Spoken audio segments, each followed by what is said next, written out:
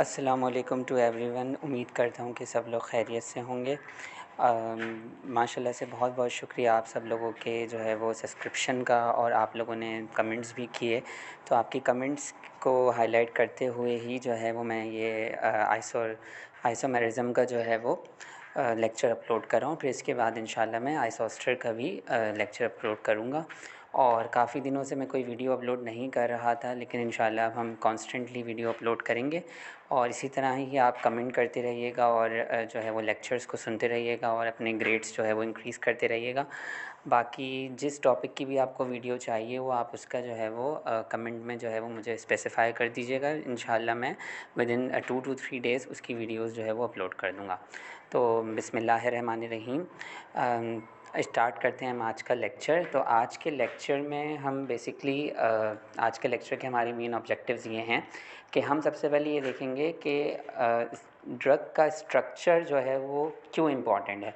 और दूसरी बात यह है कि ड्रग जब रिसेप्टर से बाइंड करती है तो क्या ड्रग का स्ट्रक्चर बहुत इम्पॉर्टेंट होता है उसके एक्शन परफॉर्म करने के लिए या नहीं। जो उसके अंदर एटम्स होते हैं और जो मॉलिक्यूल के अंदर जो एटम्स होते हैं उनकी स्पेसिफ़िक अरेंजमेंट होती है एक 3 डायमेंशनल स्पेस में। तो क्या उस ओरिएंटेशन जो एक ख़ुसूसी ओरिएंटेशन होती है, जो सेप्टियल अरेंजमेंट होती है, क्या वो इम्पॉर्टेंट है ड्रग के एक्शन में जो है वो अपना रोल प्ले करने के लिए या नहीं। इसमें हम पहले थोड़ी सी इस बात को डिस्कस करेंगे और फिर इसके अंदर हम प्योरली आइसोमेरिज़म के कॉन्सेप्ट को समझेंगे, आइसोमर्स की डिफरेंट टाइप्स को समझेंगे। और हम ये देखेंगे कि आइसोमेरिज़म क्यों ज़रूरी है मेडिसिनल केमिस्ट्री के डोमेन में, और ड्रग के एक्शन पे, ड्रग के मेटाबॉलिज्म में, ड्रग की काइनेटिक्स में, ड्रग की डायनेमिक्स में उसका क्या रोल होता है। तो स्टार्ट करते हैं अपना लेक्चर। सबसे पहले हमें इस बात को समझना ज़रूरी है कि ड्रग जो है वो रिसेप्टर से जो बाइंड कर रही है उसके पीछे कौन से ऐसे जो है वो प्रॉपर्टीज़ हैं उस मॉलिक्यूल के अंदर जो उसकी एफिनिटी के अंदर जो है वो रोल प्ले कर रही हैं। अच्छा, जैसे हमने जो है वो क्या कहते हैं, आपके पास बेसिक कॉन्सेप्ट में ये पढ़ा था कि आपके पास ड्रग और रिसेप्टर के दरमियान इंटरेक्शन होता है और ड्रग रिसेप्टर कॉम्प्लेक्स फॉर्म होता है, और फिर ड्रग अब सिग्नलिंग करके आगे जो है वो अपना एक्शन परफॉर्म करके जो है वो बॉडी से निकल जाती है, और इसमें बॉन्ड ब्रेकिंग और बॉन्ड फॉर्मेशन का प्रोसेस जो है वो हो रहा होता है।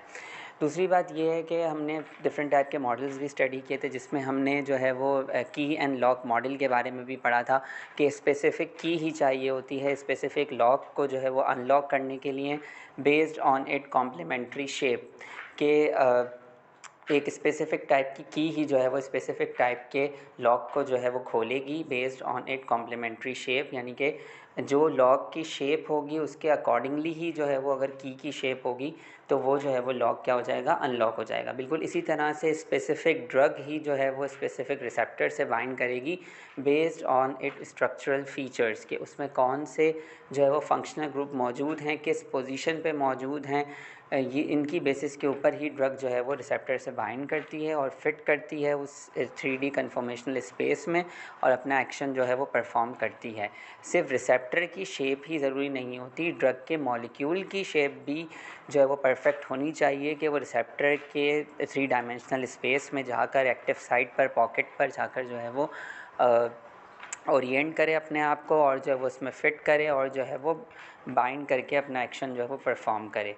अब इसके अंदर जो है वो रिसेप्टर की शेप की जब हम ड्रग की शेप के बारे में स्टडी कर रहे होते हैं तो ड्रग की शेप जो है वो उसके केमिकल स्ट्रक्चर पर डिपेंड करेगी, उसके मॉलिक्यूलर स्ट्रक्चर पर डिपेंड करेगी, उसके अंदर एटम्स की अरेंजमेंट में डिपेंड करेगी कि सेप्टियल अरेंजमेंट क्या है एटम्स की, एटम्स किस तरह से किस फॉर्म में जो है वो अटैच होकर जो है पूरा स्ट्रक्चर बना रहे हैं ड्रग का ना।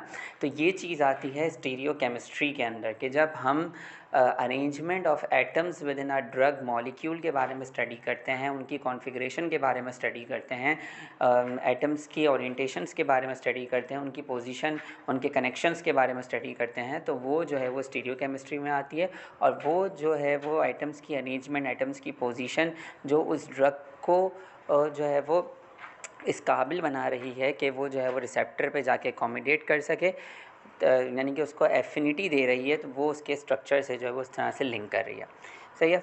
तो अब हम ये देखते हैं एफिनिटी का रोल इन स्टीरियो केमिस्ट्री। तो हमने बात की थी कि मोस्ट ऑफ़ द ड्रग्स आपको मिलेंगी जो रेसिमिक मिक्सचर में जो है वो आपको नज़र आएंगी कि वो रेसिमिक मिक्सचर तो हमने इसमें यही बात की कि आपके पास ड्रग की एफिनिटी जो आती है वो जो है वो ड्रग के स्ट्रक्चर के ऊपर डिपेंड करती है कि उसमें कौन कौन से एटम्स किस ओरिएंटेशन में, किस कॉन्फ़िगरेशन में, किस तरह से जो है वो कनेक्शंस बनाए हुए हैं और एक पूरा ड्रग का स्ट्रक्चरल फ्रेमवर्क को जो है वो होल्ड किए हुए हैं, जो उसको इस काबिल बना रही है कि वो एक स्पेसिफ़िक रिसेप्टर से बाइंड करके जो है वो अपना एक्शन परफॉर्म करे।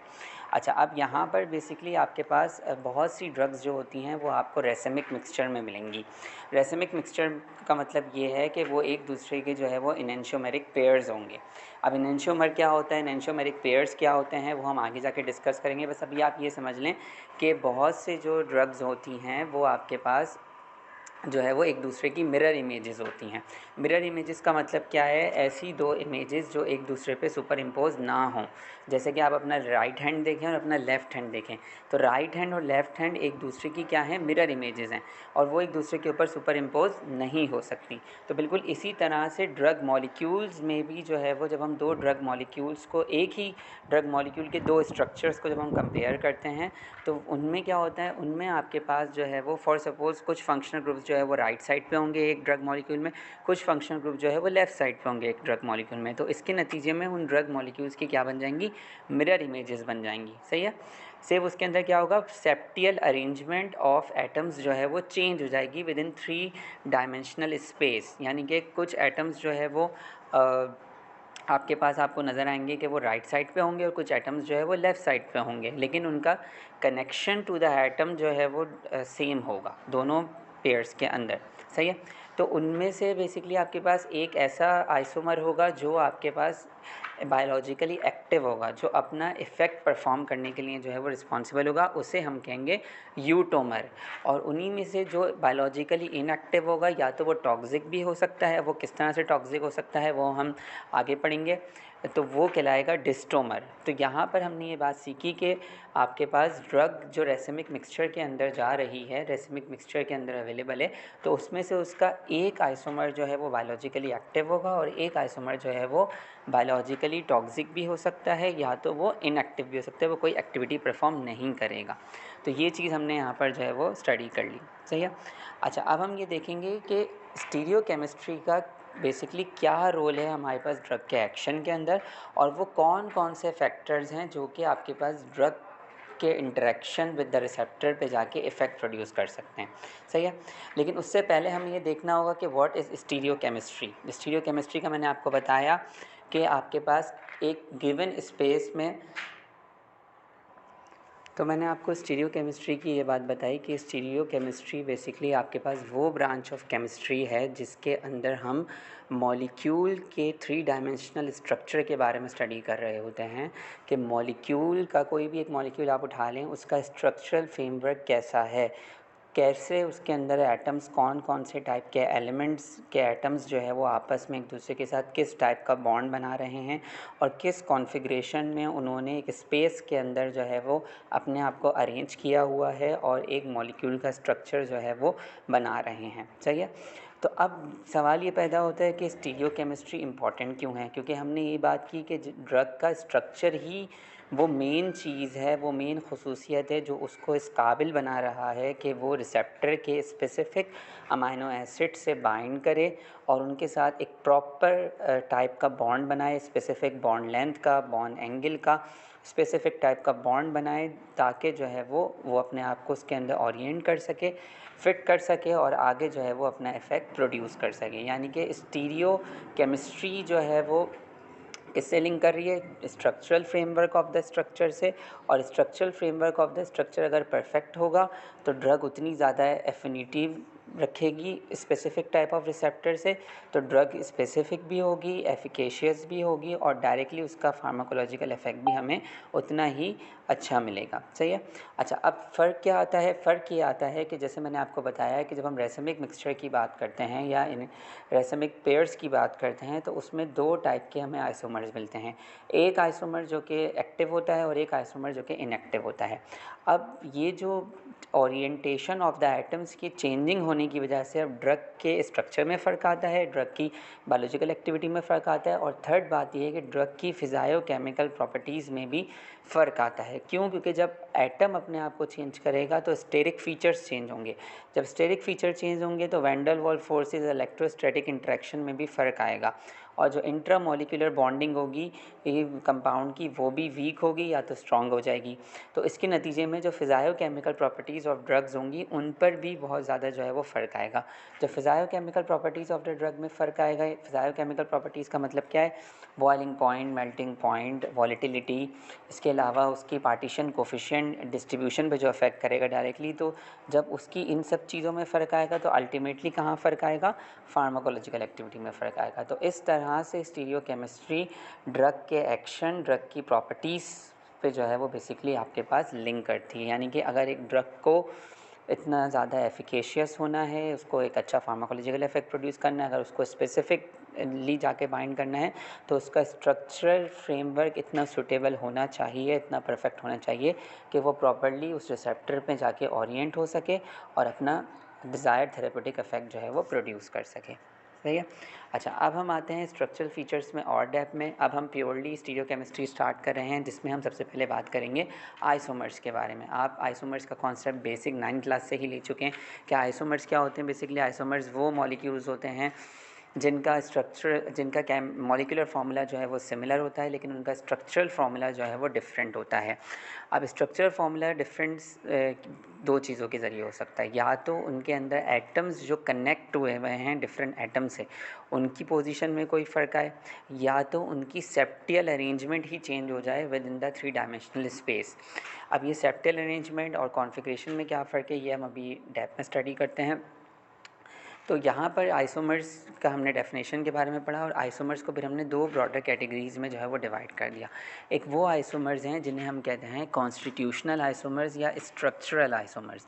स्ट्रक्चरल आइसोमर्स वो आइसोमर्स होते हैं जिनका मॉलिक्यूलर फार्मूला जो है वो सेम होता है लेकिन उनके अंदर जो एटम की कॉन्फ़िगरेशन होती है, एटम की जो कनेक्शन होता है विद डिफरेंट एटम्स, वो जो है वो चेंज होता है। उसकी बेसिस पे जो है वो हम उन्हें कैटेगराइज कर होते हैं। जैसे अगर आप यहाँ पे साइड पे एग्जांपल को देखें तो यहाँ पर आप देख सकते हैं कि ऊपर वाले जो आपके पास स्ट्रक्चरल आइसोमर है उसमें अगर आप देखें तो यहाँ पर आपके पास फ्लोरीन जो है वो बेसिकली आपके पास कार्बन नंबर 2 पे लगा हुआ है। सही है। ये देखा आपने, फ्लोरीन जो है वो बेसिकली कार्बन नंबर 2 पे लगा हुआ है और नीचे जो है वो फ्लोरीन ने अपनी पोजीशन जो है वो चेंज करके जो है वो टर्मिनल पे आ गया। तो जिसमें हमारे पास एटम्स की कनेक्शन में फ़र्क आए वो टाइप के आइसोमर्स हमारे पास क्या कहलाते हैं? स्ट्रक्चरल आइसोमर्स कहलाते हैं। अब स्ट्रक्चरल आइसोमर्स में भी डिफरेंट टाइप के आइसोमर्स होते हैं जिसमें हमारे पास फंक्शनल ग्रुप आइसोमर्स होते हैं जिसमें फंक्शनल ग्रुप की चेंजिंग हो जाती है, जिसमें पोजिशनल आइसोमर होते हैं जिसमें position of the functional group change हो रही होती है। जैसे ब्यूटानॉल 1 ब्यूटानॉल 2 ब्यूटानॉल, या तो आपके पास कार्बन की चेन लेंथ में जो है वो फ़र्क आ रहा होता है, कार्बन के अंदर जो मिथाइल्स होते हैं उनकी पोजीशन में चेंज आ रहा होता है जिसकी बेसिस पे स्ट्रक्चरल आइसोमर्स जो है वो बेसिकली फॉर्म हो रहे होते हैं। और इसी में ही बेसिकली हमारे पास टॉटोमेरिज्म भी जो है वो आ रही होती है जिसमें आपके पास सबसे क्लासिकल एग्जांपल जो है वो कीटो इनोल टॉटोमराइजेशन की है जिसमें अल्फ़ा कार्बन पे जो हाइड्रोजन मौजूद होता है, जब कीटोन ग्रुप जो है वो जब अल्फ़ा कार्बन अपने हाइड्रोजन को कीटो ग्रुप के पास डोनेट कर देता है तो वो इनोल में कन्वर्ट हो जाता है और इस तरह से कीटो इनोल टॉटोमराइजेशन भी जो है वो एक टाइप है किसकी? स्ट्रक्चरल आइसोमर्स की। सही है। यानी कि कीटोन और इनोल एक दूसरे के क्या हैं? स्ट्रक्चरल आइसोमर्स हैं। अब इसमें position of the atom change होने की वजह से भी जो है वो फार्माकोकाइनेटिक्स में भी फ़र्क आ सकता है, फिज़िकल प्रॉपर्टीज़ में भी फ़र्क आ सकता है और उसकी केमिकल प्रॉपर्टीज़ में भी फ़र्क आ सकता है। अब दूसरी ब्रॉडर कैटेगरी जो है वो बेसिकली क्या है? स्टीरियो आइसोमर्स की है। अब स्टीरियो आइसोमर्स में हम जो है वो पूरे के पूरे स्ट्रक्चर को जो है वो देख रहे होते हैं कि पूरे के पूरे स्ट्रक्चर में जो है वो जो एटम्स जो कनेक्ट हुए हुए हैं उनका कनेक्शन तो सेम रहता है लेकिन उनका जो है वो बेसिकली सेप्टियल अरेंजमेंट चेंज हो जाती है। अब इसका मतलब क्या है? इसका मतलब इस तरह से है कि फॉर सपोज़ यहाँ पे अगर आपने स्ट्रक्चरल आइसोमर्स में देखा तो फ्लोरीन जो है वो कार्बन नंबर मिडिल वाले कार्बन से अटैच हुआ था, लेकिन नेक्स्ट में फ्लोरीन का चला गया टर्मिनल पे चला गया, तो यहाँ पे क्या हो गया, यहाँ पे कनेक्शन चेंज हो गया, बॉन्ड का जो ऑर्डर है वो चेंज हो गया। लेकिन यहाँ पर स्टीरियो आइसोमर में ऐसा नहीं होता। स्टीरियो आइसोमर में क्या होती है, पोजीशन जो है वो सेम रहती है। आप ये देखें, क्लोरीन, फ्लोरीन और ब्रोमीन सेम बीच वाले कार्बन से ही जो है वो अटैच हुए हैं, लेकिन नेक्स्ट में आप देखें कि क्लोरीन और फ्लोरीन जो है वो एक साइड पे कहाँ है, एक साइड पे लेफ़्ट साइड पे हैं और एक साइड पे कौन सी साइड पे है, राइट साइड पे हैं। तो ये जो है वो यहाँ पर क्या होता है, यहाँ पर सेप्टियल अरेंजमेंट ऑफ द क्या कहते हैं, आपके पास एटम्स जो है वो चेंज होती है। तो ऐसे टाइप के आइसोमर जिसका structural formula, chemical formula, molecular formula जो है वो सेम हो, लेकिन उनके अंदर सेप्टियल अरेंजमेंट ऑफ द एटम्स जो है वो डिफरेंट हो, तो ऐसे आइसोमर्स क्या कहलाते हैं, स्टीरियो आइसोमर्स कहलाते हैं। जैसे कि आप इस डायग्राम में जो है वो देख सकते हैं, यहाँ पे मैं आपको शो करता हूँ कि यहाँ पर अगर आप देखें तो क्लोरीन और फ्लोरीन जो है वो आपके पास किस साइड पे हैं, अभी लेफ़्ट राइट साइड पर है, सही है। और फिर दूसरी डायग्राम में अगर आप देखें तो क्लोरीन और फ्लोरीन ने अपनी पोजीशन तो सेम रखी, लेकिन ओरिएंटेशन जो है वो चेंज हो गई। क्या हो गई, कनेक्शन तो सेम रहा, सेम कार्बन से जो है वो दोनों कनेक्टेड हैं, लेकिन क्या हुआ, उन्होंने अपनी पोजीशन को चेंज कर लिया, वो राइट साइड से निकल के कहाँ गए, लेफ़्ट साइड पे आ गए। यानी कि पूरे मॉलिक्यूल की जो 3 डायमेंशनल स्पेस थी उसके अंदर बॉन्ड के कनेक्शंस तो सेम रहे, लेकिन सिर्फ क्या हुआ, ओरिएंटेशन और सेप्टियल अरेंजमेंट जो है वो डिफरेंट हो गई। अब स्टीरियो आइसोमर्स में भी 2 टाइप के आइसोमर्स आते हैं, एक वो जो कि नॉन सुपर इम्पोजिबल होते हैं, एक दूसरे के मिरर इमेजेस होते हैं, उन्हें हम कहते हैं एनेंशियोमर्स, जो एक दूसरे के क्या है, मिरर इमेजेस हैं, लेकिन वो सुपर इम्पोज नहीं हो सकते, मतलब एक दूसरे के ऊपर रेप्लिकेट नहीं हो सके। जिस तरह से आप अपने राइट हैंड को देखें और अपने लेफ्ट हैंड को देखें, तो जब मैं राइट हैंड को लेफ्ट हैंड के ऊपर रखूँगा तो मेरे दोनों के थंब एक दूसरे के ऊपर नहीं आएंगे, दोनों की मिडिल फिंगर एक दूसरे के ऊपर नहीं आएगी, दोनों की जो आपके पास पिंकी फिंगर है वो एक दूसरे के ऊपर नहीं आएगी। ऐसा क्यों, क्योंकि इन दोनों की सेप्टियल अरेंजमेंट चेंज है। ऑल तो दोनों एक सेम रूट से निकल रहे हैं, सेम रूट से कनेक्टेड हैं, लेकिन सेप्टियल अरेंजमेंट चेंज होने की वजह से वो एक दूसरे के ऊपर सुपर इम्पोज नहीं हो सकते, और लेफ़्ट और राइट की बेसिस के ऊपर हम उन्हें क्या कह रहे हैं कि एक दूसरे के क्या हैं, मिरर इमेजेस हैं, सही है। तो इस टाइप के आइसोमर्स क्या कहलाते हैं, एनेंशियोमर्स कहलाते हैं। और एनेंशियोमर्स में बेसिकली आपके पास हमारे पास इनको हम दूसरे नाम से भी कहते हैं ऑप्टिकल आइसोमर्स। ऑप्टिकल आइसोमर्स का मतलब क्या है कि जो ऑप्टिकली एक्टिव होते हैं, जिनके अंदर ये टेंडेंसी होती है कि जब हम उन्हें जो है वो क्या कहते हैं, आपके पास प्लेन पोलराइज लाइट से एक्सपोज करेंगे तो उनके जो एटम्स होंगे जो एसिमेट्रिकल कार्बन से कनेक्टेड होंगे। एसिमेट्रिकल कार्बन का मतलब क्या है, ऐसा कार्बन जिसके चारों तरफ जो एटम्स हों वो डिफरेंट टाइप्स के हों, एक टाइप के एटम ना हो। जैसे CH4 में क्या है, कार्बन के चारों तरफ हाइड्रोजन ही है, लेकिन एसिमेट्रिकल कार्बन एटम ऐसा कार्बन एटम होता है जिसके चारों तरफ अलग अलग एटम हो। जिस तरह से इस डायग्राम में शो हो रहा है कि कार्बन के साथ एक साइड पे फ्लोरीन लगा हुआ है, एक साइड पे क्लोरीन लगा हुआ है, एक साइड पे ब्रोमीन लगा हुआ है, एक साइड पे हाइड्रोजन लगा हुआ है। सिर्फ वही आपके पास स्ट्रक्चर जो है वो एनेंशियोमर्स फॉर्म करेंगे जिनके अंदर एसिमेट्रिकल कार्बन एटम जो है वो मौजूद होगा। और वो एसिमेट्रिकल कार्बन एटम क्या करेगा, ऑप्टिकल आइसोमर की प्रॉपर्टी देगा उसको, ऑप्टिकली एक्टिव बनाएगा उस मॉलिक्यूल को, कि जब उसको प्लेन पोलराइज लाइट पे रखा जाएगा तो उसके एटम्स जो है वो क्या करेंगे, सिंगल बॉन्ड के अराउंड जो है वो रोटेट करेंगे और अपनी पोजीशन जो है वो चेंज करेंगे, लेकिन उनका बॉन्ड जो है वो कनेक्शन जो है वो सेम ही रहेगा, यानी कि राइट से लेफ़्ट की तरफ मूव कर जाएंगे या लेफ़्ट से राइट की तरफ मूव कर जाएंगे। तो ऐसे आइसोमर्स क्या कहलाते हैं, एनेंशियोमर्स कहलाते हैं, और ये ऑप्टिकली एक्टिव होते हैं। और ऑप्टिकली एक्टिव क्यों होते हैं, क्योंकि इनके अंदर क्या मौजूद होता है, एसिमेट्रिकल कार्बन एटम होता है, सही है। तो ये एक टाइप हो गई स्टीरियो आइसोमर की। दूसरी टाइप क्या है, diastereoisomers. Diastereoisomer का मतलब क्या है, डाई स्टीरियो आइसोमर्स में बेसिकली आपके पास रोटेशन जो है वो रिस्ट्रिक्टेड होती है, ये रोटेट नहीं कर पाते। क्यों, क्योंकि इनके अंदर क्या मौजूद होता है, इनके अंदर जो है वो डबल बॉन्ड मौजूद होता है। ऐसे सारे मॉलिक्यूल्स के जिनके अंदर कार्बन कार्बन डबल बॉन्ड मौजूद हो सेंटर के अंदर, तो वो कौन सी प्रॉपर्टी जो है वो देता है मॉलिक्यूल को, वो जो है वो डाई स्टीरियो आइसोमर बना देता है उस मॉलिक्यूल को, कि इसमें जो डबल बॉन्ड के साथ जो सब्स्टिट्यूएंट्स अटैच हुए हुए होते हैं कार्बन कार्बन डबल बॉन्ड के साथ, वो अपनी पोजीशन को जो है वो क्या करते हैं, चेंज करते हैं। या तो वो जो है वो सेम साइड पर होंगे, या तो वो क्या होंगे, डिफरेंट साइड पर होंगे। जैसे कि मैं अगर आपको यहाँ पे दिखाऊं तो एक ये हमारे पास आइसोमर है और ये हमारे पास आइसोमर है, सही है। अब किस तरह से हमने बात की कि डायस्टीरियो आइसोमर्स जो है वो टाइप के आइसोमर्स होते हैं कि जो रोटेट नहीं कर पाते। क्यों रोटेट नहीं कर पाते? क्योंकि उसके अंदर जो है वो कार्बन कार्बन डबल बॉन्ड मौजूद होता है। और इन आइसोमर्स की खासियत क्या है कि इनके अंदर जो कार्बन कार्बन डबल बॉन्ड के अराउंड जो सब्स्टिट्यूएंट्स मौजूद होंगे वो अपनी पोजीशन को चेंज करेंगे और उनकी पोजीशन की बेसिस के ऊपर हम उन्हें क्लासीफाई करते हैं कि या तो वो सिस हैं या तो वो ट्रांस आइसोमर हैं। अब सिस और ट्रांस का मतलब क्या है? सिस और ट्रांस का मतलब ये है कि मैं आपको और ब्रॉडर तरीके से दिखाऊं तो यहाँ पर हमारे पास जो है वो सिस और ट्रांस को अगर हम देखें तो यहाँ पर हमारे पास दो स्ट्रक्चर हमारे पास दिए हुए हैं। एक दिया हुआ है 2 ब्यूटेन और दूसरा भी 2 ब्यूटेन ही है, लेकिन एक सिस है और एक ट्रांस है। अब सिस और ट्रांस का मतलब क्या है? सिस का मतलब ये है कि आपके पास आप ये देखिए इसके अंदर दोनों के अंदर क्या मौजूद है? कार्बन कार्बन डबल बॉन्ड मौजूद है।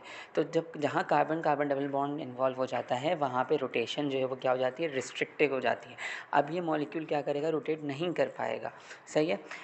यहाँ कार्बन कार्बन डबल बॉन्ड के साथ अगर आप देखें तो एक मिथाइल ग्रुप यहाँ अटैच है और एक मिथाइल ग्रुप बराबर में अटैच है। अगर ये दोनों सब्स्टिट्यूएंट जो है वो सेम प्लेन पर हों, सही है, क्या हो? आमने सामने हो, सेम प्लेन पर हो, तो वो टाइप का जो डायस्टीरियो आइसोमर कहलाएगा वो कहलाएगा सिस आइसोमर। सिस का मतलब क्या है? Same side. लेकिन अगर वो क्या हो? अपोजिट पोजीशन में हो। आप ये देखें ये वाला कार्बन और ये वाला कार्बन जो है वो ट्रांस के अंदर क्या है? अपोजिट पोजीशन में है। तो ये वाला जो आइसोमर कहलाएगा ये कहलाएगा ट्रांस आइसोमर। तो यहाँ पर क्या हो रहा है? यहाँ पे डबल बॉन्ड आने की वजह से क्या हो रहा है? यहाँ पर जो है वो पोजीशन जो है वो बेसिकली आपके पास क्या हो रही है? चेंज हो रही है। लेकिन यहाँ पर जो है वो क्या कहते हैं, डबल बॉन्ड ने जो है वो रोटेशन को क्या कर दिया? रिस्ट्रिक्ट कर दिया है। तो ये कहलाते हैं बेसिकली आपके पास डायस्टीरियो आइसोमर्स की ही टाइप, जिसमें रोटेशन जो है वो क्या होती है? रिस्ट्रिक्टेड होती है। लेकिन अगर आपके पास एक और टाइप आती है हमारे पास डायस्टीरियो आइसोमर की, जिसमें हमारे पास रोटेशन जो है वो हो सकती है सिंगल बॉन्ड के अराउंड। जब सिंगल बॉन्ड के अराउंड जो है वो रोटेशन होती है तो वो डायस्टीरियोमर्स की जो टाइप होती है वो कहलाती है कन्फोमर। कन्फोमर का मतलब क्या होता है कि एक मॉलिक्यूल ने क्या किया? अपने आप को सिंगल बॉन्ड के अराउंड रोटेट किया और रोटेशन की वजह से उसकी मल्टीपल जो है वो डिफरेंट फॉर्म्स बन गई और वो मल्टीपल फॉर्म एक दूसरे के अंदर जो है वो इंटर कन्वर्ट हो सकती हैं based on the energy gap. वो अपने आप को स्टेबिलिटी की तरफ लेके जाएगा मज़ीद अपने आप को जो है वो रोटेट करके, तो वो जो फॉर्म्स बनेंगी रोटेशन की वजह से उसे हम क्या कहेंगे? कन्फर्मर कहेंगे। और अगर आपके पास मॉलिक्यूल रोटेशन करते वक्त अपने आप को लॉन्गर टाइम ऑफ पीरियड के लिए किसी एक स्पेसिफिक कन्फर्मेशन में स्टेबलाइज रखे तो वो जो कन्फर्मेशन होगी जिस पे वो स्टेबलाइज करेगा उसे हम कहेंगे रोटामर। उसे क्या कहेंगे हम?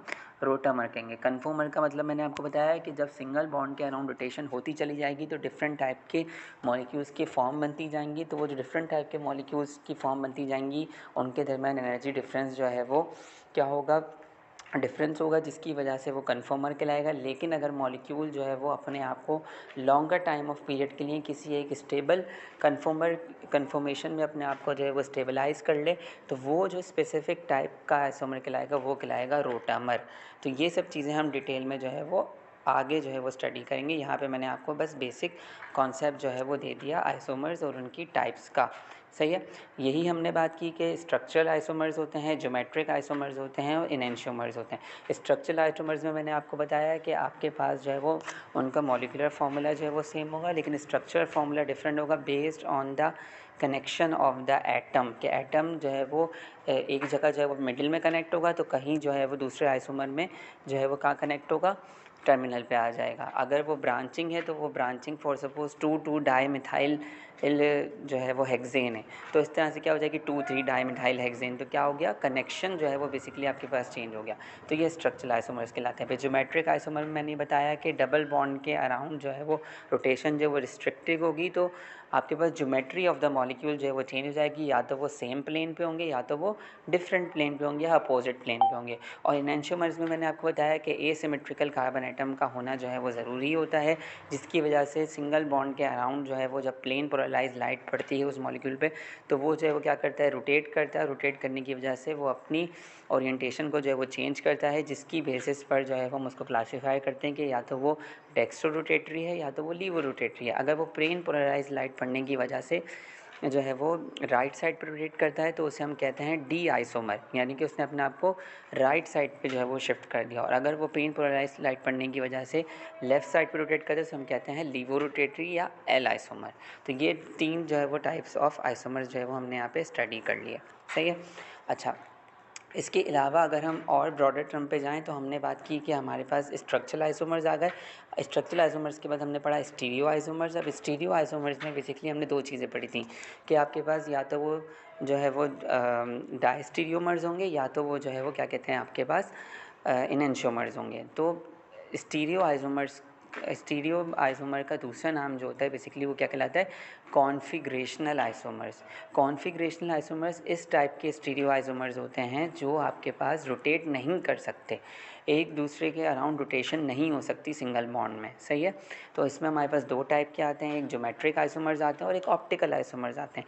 ज्योमेट्रिक आइसोमर्स का मैंने आपको बताया कि उनके डबल बॉन्ड मौजूद होने की वजह से क्या होता है, रोटेशन जो है वो रिस्ट्रिक्ट हो जाती है, जिसमें हमने सिस और ट्रांस आइसोमर पढ़े। और फिर हमने जो है वो क्या कहते हैं ऑप्टिकल आइसोमर्स पढ़े कि प्लेन पोलराइज लाइट पड़ने की वजह से वो अपनी सिर्फ जो है वो प्लेन को जो है वो चेंज कर लेते हैं, राइट से लेफ़्ट पे चले जाते हैं, लेफ़्ट से राइट पे चले जाते हैं, लेकिन कनेक्शन जो है वो सेम रहता है और रोटेशन जो है वो बेसिकली आपके पास यहाँ पे भी रिस्ट्रिक्टेड रहती है। सही है। और इसके बनस्बत अगर वो रोटेट कर रहे हैं सिंगल बॉन्ड के अराउंड और रोटेशन करते चले जा रहे हैं तो इस टाइप के आइसोमर्स को हम जो है वो कहते हैं कन्फॉर्मेशनल आइसोमर। क्यों? क्योंकि वो अपने आप को रोटेट करते जो है वो डिफरेंट टाइप के कन्फॉर्मर्स बना रहे हैं, डिफरेंट टाइप के फॉर्म्स बना रहे हैं और उसी को ही जो स्पेसिफिकली हम क्या कह रहे हैं, रोटामर्स कह रहे हैं। तो हमने यही बात की। अब देखें यहाँ पे एक डायग्राम जो बनी हुई है, यहाँ से हम इसको और अच्छी तरीके से समझ लेते हैं। पहली एग्जाम्पल में अगर आप देखें तो यहाँ पर आपको एक मॉलिक्यूल दिया हुआ है। अगर आप यहाँ पे स्पेसिफिकली देखें तो यहाँ पर H और OH की पोजीशन जो है वो क्या हो गई, चेंज हो गई, लेकिन जो बॉन्ड था वो क्या रहा, सेम रहा। बॉन्ड ऑर्डर इसमें क्या रहा, सेम रहा। तो ये कौन से टाइप के आइसोमर हो गए, कॉन्फिग्रेशनल आइसोमर हो गए। इसमें रोटेशन जो है वो नहीं हुई, रोटेशन जो है वो इसके अंदर क्या नहीं हुई, रोटेशन जो है वो रिस्ट्रिक्टेड हो गई। अच्छा, और बाकी अगर आप दूसरे आइसोमर्स को देखें तो अब हम आ गए कन्फॉर्मेशनल आइसोमर्स पे। कन्फॉर्मेशनल आइसोमर्स को अगर आप देखें तो यहाँ पे क्या हो, यहाँ पे अगर आप इस तरीके से देखें तो यहाँ पर देखें कि क्लोरीन ने जो है वो अपने आप को क्या करा, पूरी तरह से रोटेट करके जो है वो एक नई कन्फॉर्मेशन जो है वो मॉलिक्यूल की बना दी। तो ये कौन से आइसोमर्स कहलाते हैं, ये कहलाते हैं कन्फॉर्मेशनल आइसोमर, जिसमें जो है वो रोटेशन होने की वजह से सिंगल बॉन्ड पे डिफरेंट टाइप के हमें कन्फॉर्मर्स जो है वो मिलते हैं। सही है। तो ये हमने यहाँ पर बेसिक कॉन्सेप्ट को जो है वो स्टडी कर लिया। अच्छा जी, अब यही चीज़ आ गई यहाँ पे कि ऑप्टिकल आइसोमर्स और ज्योमेट्रिक आइसोमर्स से, ऑप्टिकल आइसोमर्स और ज्योमेट्रिक आइसोमर्स का फार्माकोलॉजिकल एक्टिविटी से क्या लिंक है। ऑप्टिकल आइसोमर्स में हमने ये बात करी कि भाई ऐसे मॉलिक्यूल्स या ऐसे कंपाउंड जिनके अंदर एटलीस्ट 1 कायरल सेंटर होना चाहिए। कायरल सेंटर का मतलब क्या है, एसिमेट्रिकल कार्बन एटम होना चाहिए। जब एसिमेट्रिकल कार्बन एटम उनके अंदर मौजूद होगा तो प्लेन पोलराइज्ड लाइट पड़ने की वजह से वो अपने आप को क्या करेंगे, लाइट पड़ने की वजह से रोटेट करेंगे, ख़ुद से रोटेट नहीं करेंगे। देखें यहाँ पर ये फ़र्क है। ऑप्टिकल आइसोमर्स को हम कॉन्फिग्रेशनल आइसोमर में इसलिए प्लेस कर रहे हैं क्योंकि उनकी इंट्रिंसिक प्रॉपर्टी नहीं है कि वो खुद ब खुद रोटेट कर सकें, लेकिन कन्फॉर्मेशनल आइसोमर्स की इंट्रिंसिक प्रॉपर्टी है कि वो अपने आप को खुद ही रोटेट करके जो है वो अपने डिफरेंट कन्फॉर्मर्स बना सकते हैं। सिर्फ ये दोनों में ये फ़र्क है, रोटेशन दोनों में हो रही है लेकिन एक में फैक्टर इन्वॉल्व है और एक में ख़ुद की अपनी प्रॉपर्टी इन्वॉल्व है। सही है। तो ये ऑप्टिकल आइसोमर्स और कन्फॉर्मेशनल आइसोमर्स में मेजर डिफरेंस है। और जब प्लेन पोलराइज्ड लाइट पड़ेगी उनके ऊपर तो वो या तो क्या करेंगे, राइट जो है वो रोटेट करेंगे। तो जब वो राइट रोटेट करेंगे तो वो क्लॉकवाइज डायरेक्शन में रोटेट करेंगे, यानी कि जिस तरह से 12, 1, 2, 3, 4, तो वो जो मॉलिक्यूल कहलाएगा वो कहलाएगा डेक्सोरोटेटरी। और अगर वो जो है वो लेफ़्ट साइड पे रोटेट करते हैं, काउंटर क्लॉकवाइज रोटेट करते हैं, तो वो कहलाएगा लीवो रोटेटरी। सही है। अब जैसे यहाँ पर आपको एक एग्जांपल दी हुई है कि जो इनैंशियोमर्स हैं, अगर हम इनैंशियोमर्स को देखें, जैसे यहाँ पे 2 हाइड्रोक्सी ब्यूटेन के इनैंशियोमर्स दिए हुए हैं। एक जो है वो बेसिकली आपके पास डेक्सोरोटेटरी और एक आपके पास लीवोरोटेटरी है। अब इसको इस तरह से समझने का है कि अगर रिसेप्टर पे ये ड्रग जाके बाइंड करी है और रिसेप्टर पे जो अमाइनो एसिड मौजूद है और वो जो अमाइनो एसिड है उस वो ये चाहता है कि भाई मेरे पास जो मॉलिक्यूल आए उसके राइट साइड पर जो है वो क्लोरीन जो है वो अटैच हुआ होना चाहिए। अगर वहाँ पे क्लोरीन अटैच राइट साइड पे होगा तो क्लोरीन उस अमाइनो एसिड के साथ बॉन्ड फॉर्म करके एक्शन परफॉर्म कर लेगा। लेकिन अगर वो क्लोरीन राइट साइड पे मौजूद नहीं होगा तो वो स्पेस क्या हो जाएगी, खाली हो जाएगी। जब वो स्पेस खाली हो जाएगी तो वहाँ पे बॉन्ड की डेफिशिएंसी हो जाएगी। जब बॉन्ड की डेफिशिएंसी हो जाएगी तो एक बॉन्ड जब कम हो गया तो मॉलिक्यूल इतना टाइटली उससे बाइंड नहीं कर पाएगा और अपना एक्शन परफॉर्म नहीं कर पाएगा। तो इनेंशियोमेरिक पेयर्स में यही डिफरेंस आता है कि एक जगह पे जो है वो एक आइसोमर में मॉलिक्यूल जो है वो फेवर कर रहा होता है बॉन्डिंग को और एक आइसोमर में मॉलिक्यूल फेवर नहीं कर रहा होता बॉन्डिंग को, जिसकी वजह से जो है वो इनकी बाइंडिंग एफिनिटी में, इनकी बायोलॉजिकल एक्टिविटी में, इनकी ट्रांसपोर्टेशन में, इनकी मेटाबॉलिज्म में बहुत बड़ा जो है वो फ़र्क आ रहा होता है। जैसे यहाँ पे एक एग्जांपल को अगर हम देखें, जो हमारे पास डेक्स्ट्रोफिनॉल है, डेक्स्ट्रोफिनॉल का मतलब क्या है कि उसके अंदर जो है वो राइट साइड पे जो है वो फंक्शन ग्रुप मौजूद होगा। तो उसकी कौन सी एक्टिविटी है, एंटीटोसिव एक्टिविटी है। लेकिन जो लीवोफिनॉल है उसकी नारकोटिक, एनाल्जेसिक और एंटीटिसिव तीनों है। यानी कि डेक्सोरोटेटरी के अंदर जब आपके पास मॉलिक्यूल जो है वो राइट साइड पे आ गया, मॉलिक्यूल के अंदर जो एटम था वो राइट साइड पे आ गया, तो राइट साइड पे आने की वजह से वो उन रिसेप्टर से बाइंड नहीं कर पाया जिनसे लीवो वाला बाइंड करके जब वो नारकोटिक और एनाल्जेसिक इफेक्ट प्रोड्यूस कर है। वो सिर्फ उन्हीं रिसेप्टर से बाइंड कर पाया जिससे जो है वो एंटीटिसिव इफेक्ट जो है वो आ रहा होता है। तो यहाँ से हमने ये बात सीख ली कि एक तो हम यहाँ पे स्ट्रक्चरल कंपैरिजन भी कर रहे हैं और एक तो हम यहाँ पे फार्माकोलॉजिकल कंपैरिजन भी कर रहे हैं कि अगर एक ड्रग को जो है वो एंटीटिसिव इफेक्ट प्रोड्यूस करना है, एनाल्जेसिक इफेक्ट प्रोड्यूस करना है, नारकोटिक इफेक्ट प्रोड्यूस करना है, तो उसकी ओरिएंटेशन कैसी होनी चाहिए, लीवो होनी चाहिए। उसके जो मॉलिक्यूल में जो फंक्शनल ग्रुप होने चाहिए वो कौन से पोजीशन पर होने चाहिए, लेफ़्ट पे होने चाहिए। जब वो लेफ़्ट पर होंगे तो वो ईजिली जो है वो सारे रिसेप्टर से बाइंड करेंगे और जब वो अपना एक्शन परफॉर्म करेंगे। बनिस्बत इसके अगर वो राइट पे होंगे तो वो सिर्फ उसी रिसेप्टर से बाइंड करेगा जो एंटीटिसिव इफेक्ट जो है वो प्रोड्यूस करेगा। तो यहाँ पर हमने आपको एक एग्जांपल के ज़रिए जो है वो स्ट्रक्चरल आइसोमेरिज्म के बारे में भी जो है वो बता दिया। बिल्कुल इसी तरह से अगर आप देखें तो ये आपके पास जो है वो लीवोफेरेनॉल है, सही है, और ये आपके पास क्या है, डेक्स्ट्रोफेन है। लीवोफेरेनॉल में अगर आप देखें तो लेफ़्ट साइड पर यहाँ पे जो है वो ट्रोपेन रिंग मौजूद है, एन टर्मिनल जो है वो प्राइमरी जो है वो क्या कहते हैं आपके पास अमाइन ग्रुप मौजूद है और यहाँ पे एक फिनोल रिंग मौजूद है। इसी तरह से अगर आप डेक्स्ट्रो में देखें तो डेक्स्ट्रो में क्या आ गया, ये जो रिंग है ये जो आपके पास ग्रुप है ये कहाँ आ गया, ये आपके पास जो है वो राइट साइड पे आ गया। अब राइट साइड पे आने की वजह से जो है वो फॉर सपोज़ अगर ये रिसेप्टर है और रिसेप्टर पे अमाइनो एसिड है, अब अमाइनो एसिड को जो है वो लेफ़्ट साइड पे जो है वो ये वाला ग्रुप चाहिए बाइंडिंग होने के लिए। अगर ये लेफ़्ट साइड पे बाइंड होगा तो कौन कौन से इफेक्ट आएंगे, नारकोटिक इफेक्ट आएंगे, एनाल्जेसिक इफेक्ट आएंगे और एंटीटोसिव इफेक्ट आएगा। लेकिन अगर ये ग्रुप जो है वो राइट साइड पे हो जाएगा जैसे इसके अंदर है, तो ये कौन कौन से रिसेप्टर से बाइंड नहीं कर पाया, ये नारकोटिक से बाइंड नहीं कर पाया और एनाल्जेसिक वाले रिसेप्टर से बाइंड नहीं कर पाया। तो जब ग्रुप की पोजीशन में जो है वो फ़र्क आता है तो उसकी वजह से रिसेप्टर की बाइंडिंग होते वक्त जो है वो स्पेस ऑक्यूपेंसी में भी मसला आता है। जब स्पेस ऑक्यूपेंसी में मसला आता है तो वो अपना फार्माकोलॉजिकल इफेक्ट प्रोड्यूस नहीं कर पाती ड्रग, या बहुत रिस्ट्रिक्टेड फार्माकोलॉजिकल इफेक्ट जो है वो प्रोड्यूस करती है। तो ये हमने यहाँ से जो है वो बेसिकली और क्लासिकल एग्जाम्पल को जो है वो सीख लिया, सही है। इसी तरह से यहाँ पर है जो एस आइसोमर है कीटामीन का वो एनेस्थेटिक इफेक्ट प्रोड्यूस करता है, लेकिन जो उसका आर आइसोमर है वो हेलोसिनोजिक इफेक्ट प्रोड्यूस करता है। अब वो क्यों प्रोड्यूस कर रहा है, क्योंकि position of the atoms change होने की वजह से रिसेप्टर की ऑक्यूपेंसी में फ़र्क आया और रिसेप्टर की ऑक्यूपेंसी में फ़र्क आने की वजह से स्पेसिफिसिटी में फ़र्क आ गया, इसकी वजह से आपके पास जो है वो उनकी जो है वो एक्शन में भी जो है वो फ़र्क आया। तो यहाँ पर हमने स्ट्रक्चरल आइसोमर्स को देखा और स्ट्रक्चरल आइसोमर की एक सबसे क्लासिकल एग्जांपल क्या है, थैलेडोमाइड डिज़ास्टर।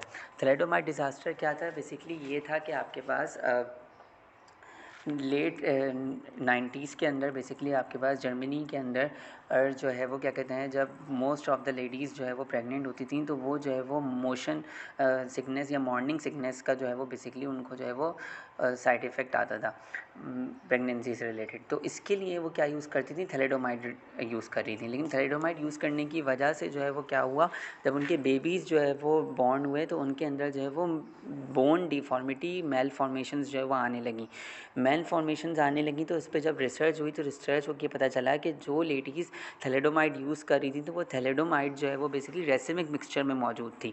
तो उनके अंदर जो रेसिमिक मिक्सचर में जो एस आइसोमर था वो सेडेटिव इफेक्ट प्रोड्यूस कर रहा था, लेकिन जो आर आइसोमर था उसका जो है वो बेसिकली आपके पास टेराटोजेनिक इफेक्ट था, वो हार्मफुल इफेक्ट प्रोड्यूस कर रहा था। तो ये जो आर आइसोमर था ये बेसिकली क्या बन गया, ये बन गया डिस्टोमर जो हमने पीछे पढ़ा था, और जो एस आइसोमर था वो क्या था, यूटोमर था।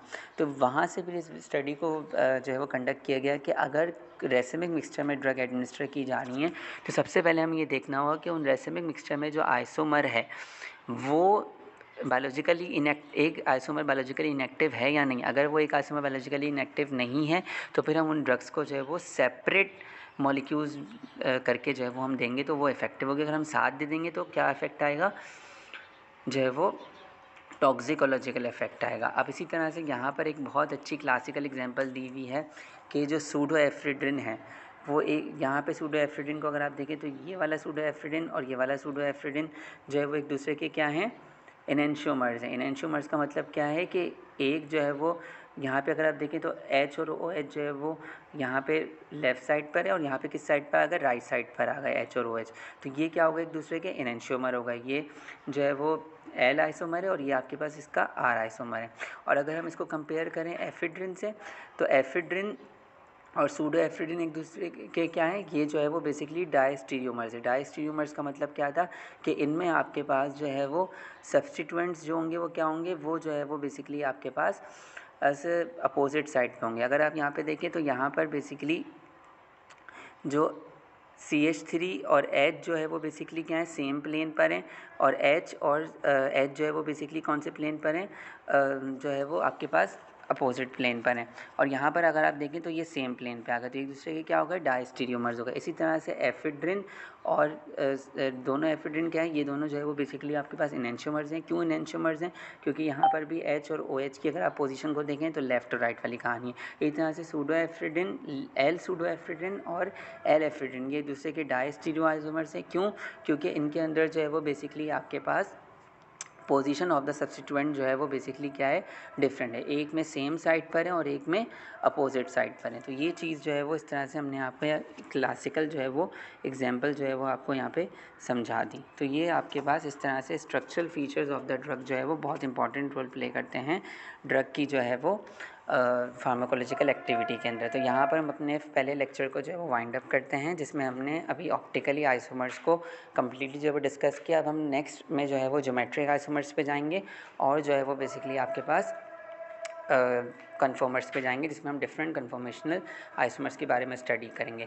यहाँ पर आपने सिर्फ ये बात याद रखनी है कि आइसोमर्स कितने टाइप के होते हैं, स्टीरियो आइसोमर्स क्या होते हैं, डायस्टीरियो आइसोमर्स का मैंने आपको बताया कि जिनमें आपके पास पोजीशन ऑफ द सब्स्टिट्यूएंट जो है वो चेंज होगी अराउंड अ डबल बॉन्ड, या तो वो सेम साइड पर होंगे या तो वो अपोजिट साइड पर होंगे। और जो स्टीरियो आइसोमर्स में से जो एनेंशियोमर्स होंगे वो एक दूसरे के क्या होंगे, जो है वो मिरर इमेजेस होंगे, लेकिन वो सुपर इम्पोजिबल नहीं होंगे। उम्मीद करता हूँ कि आज का लेक्चर आपको जो है वो समझ में आया होगा। अल्लाह हाफिज़ फ्रॉम माय साइड। इंशाल्लाह नेक्स्ट में हम आपके साथ हाजिर होंगे ज्योमेट्रिकल आइसोमर्स के ऊपर और जो है वो कन्फॉर्मेशनल आइसोमर्स के ऊपर। और जो भी आपकी क्वेरी हो, कोई भी आपका कमेंट हो तो आप जो है वो कमेंट बॉक्स के अंदर जो वो शेयर कर दीजिएगा। लाइक करें, शेयर करें, सब्सक्राइब करें और जितना इल्म हो सके इल्म को फैलाएं, ताकि जो है वो जहाँ उसकी ज़रूरत है वो वहाँ तक पहुँच सके। और नेक्स्ट वीडियो के लिए आप, नेक्स्ट टॉपिक के लिए आप कमेंट कर सकते हैं। अल्लाह हाफिज़, थैंक यू सो मच।